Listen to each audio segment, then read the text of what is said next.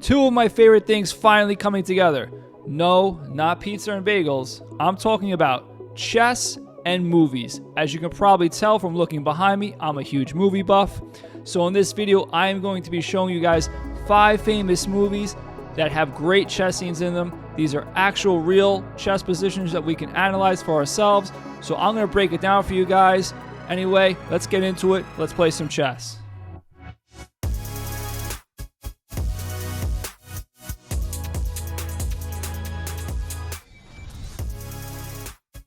Alright, in this first game, this comes out of Harry Potter's and the Sorcerer's Stone from 2001. And this is the end of the movie where the 3 protagonists have to defeat the bad wizards of some sort. Voldemort, I believe they are. I'm not too crazy about my Harry Potter. I'm not up in the Harry Potter nomenclature, I'm sorry. But I do know in this position that 3 characters assume 3 of the chess pieces. Hermione is the rook. Then we have Harry Potter himself as the bishop, and Ron is the knight here.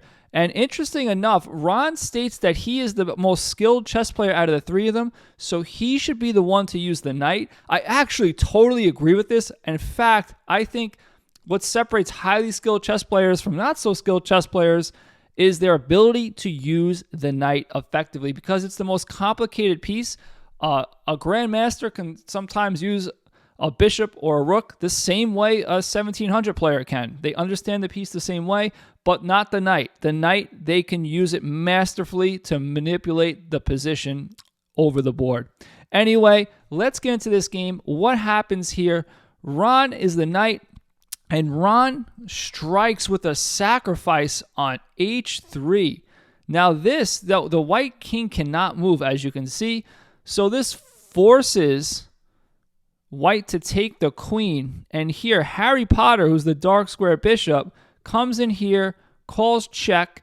Again, the king cannot come to this file because Hermione, or whatever her name is covering this whole file. So the only thing to do is to block. And then we have checkmate. Not a bad position to start off with.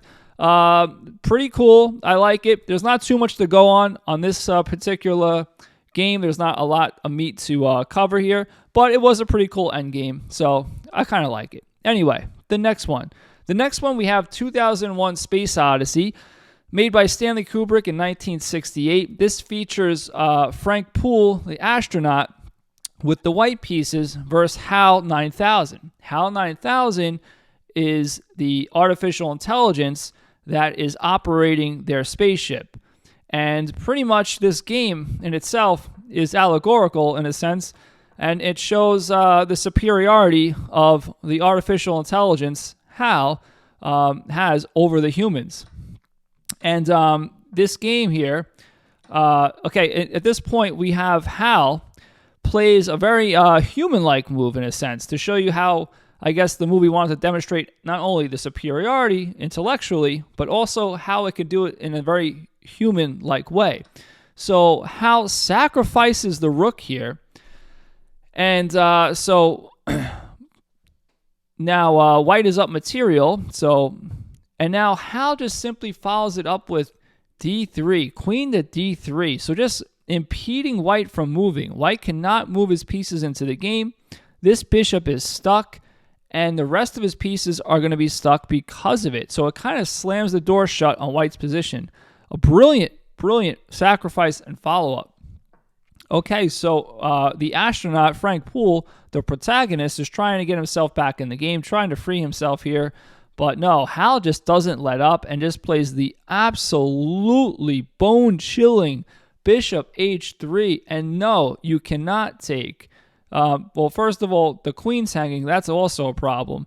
But also, this is a problem too. Everything's a problem in this position. So the astronaut here, the human, our guys, good guys, didn't want their queen to get taken, right? So he moves out of the way and snags a pawn. But that's not it.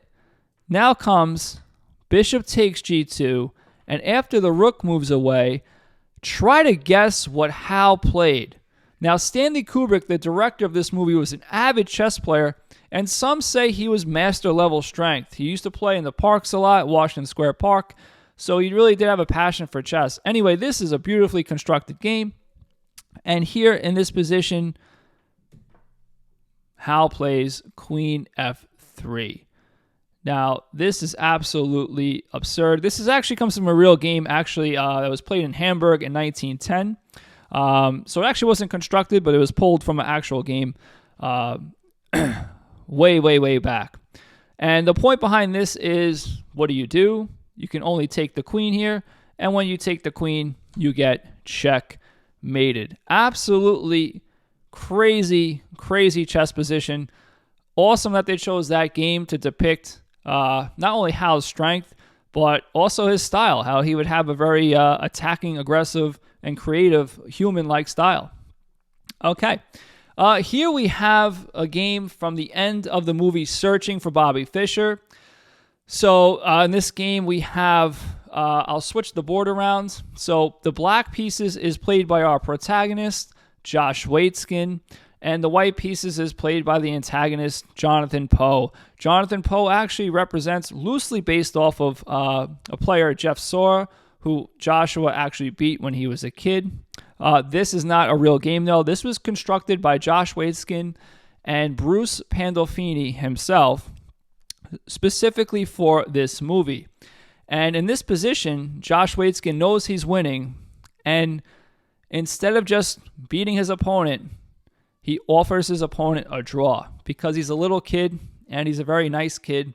And the whole moral of the story is to be kind to each other and that chess is just a game and that it sometimes overwhelms kids. Anyway, the antagonist, Jonathan Poe, says, "Are you kidding? Look at the board," because white looks like he's absolutely winning here. And he refuses. So anyway, without further ado, Joshua calculates here, he calls, throws an intermediate move, check with the rook. After the queen moves away, what does he do? He sacks the rook for bishop, and after the knight takes back, he takes the knight.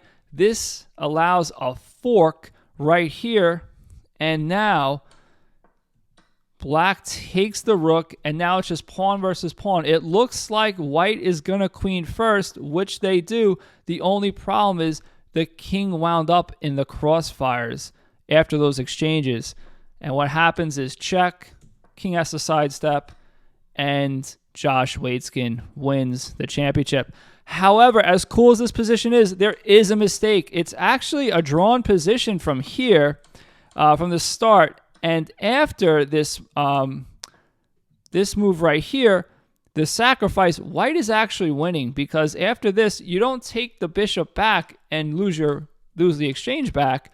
You actually throw this in-between move in, and when black comes back here, you take the bishop, and after this, there's actually no way to stop the queen. The knight actually cannot come in here and stop, and white wins the game. So although it's an awesome position, it's just not sound. So I'm going to have to give it a thumbs down from that side. However, it is very entertaining and very theatrical, so you got to give it to them for that. Okay, our next position comes out of none other than probably the reason why you're watching this video, the Queens Gambit, right?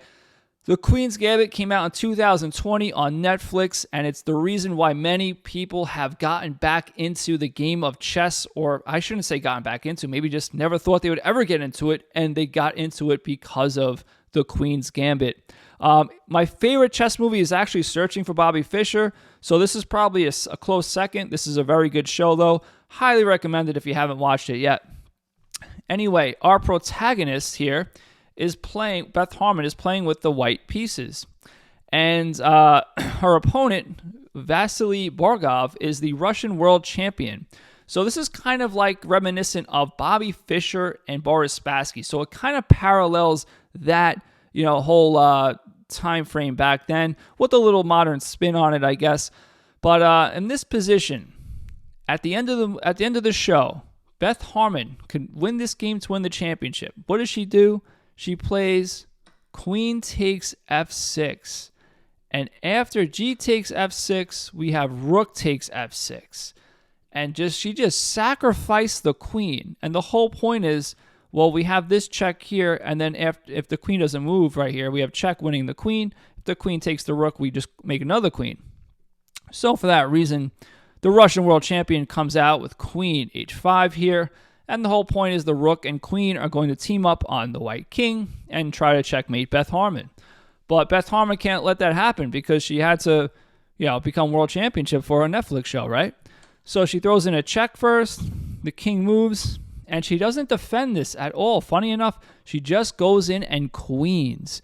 Make sure she gets material. Now here comes the counterattack. Here comes the Russian Grandmaster to defend his title. He comes down here, check, and actually, Beth Harmon just comes to king f1. I would have thought something like this would have occurred, but actually it doesn't work because now the queen's just absolutely hanging, so that's not good. So she can't do that. So this is a brilliant chess position, actually. So actually, Beth Harmon just comes to king f1 here, so can't even, get in between the rook and king here. Has to move out of the way, which allows this check here, which looks really scary, which is what happens. There's a check thrown here. The Russian Grandmaster, world champion, gives away his rook, but gets some counterplay. But after the rook comes down and the queen's here, now it looks like the king is just running for her life. But funny enough, there's no more checks. There's no more dangerous checks. There's nothing more that black can do here. And white is just up a load of material, and the game is over. That was a fantastic position. However, I do have one more game for you guys. I saved this one for last because it's from one of the best movies ever made, and it's also from a real-life game that's very famous. It's the Immortal Game. So this comes out of the movie Blade Runner. Blade Runner came out in 1982, and there's been several recuts that have come out since then, director's cut, final cuts, but the chess games all stay the same in these cuts. Anyway, this takes place it's a battle between, again, the artificial intelligence, Roy Batty, versus his creator, Dr. Tyrell. Obviously, this parallels Frankenstein, Dr. Frankenstein, and his monster, and the monster inevitably taking over him. And it also is allegorical in the sense that computers or artificial intelligence will sometime take over us. So this chess game is allegorical, metaphorical, however you want to call it, and depicts the machine, the replicant, as they call it in this movie, taking over and dethroning its master. So earlier in the movie, the replicant, which is the artificial intelligence, wants to play queen f6. But the doctor says, no. He scolds him and says, you cannot play that because knight f6. So he goes to play it and doesn't. Now, later on in the movie, they're going over this chess game again and the same position. And I guess they had it, on layaway or whatever. They stopped the game here. Anyway, they continue on later in the game. And the replicant goes ahead and plays this anyway. And the doctor shakes his head in disappointment of his creation. And he's like, why would he just give up his queen? What's going on here? I'm so sad for him. Maybe I didn't make a great replicant. And the replicant fires back with bishop e2, checkmate. The knight no longer covers this square, which is why the queen sacrifice is the best move. And this actually comes from a real game, the Immortal Game, from Adolf Anderson and Lionel Kazatitsky.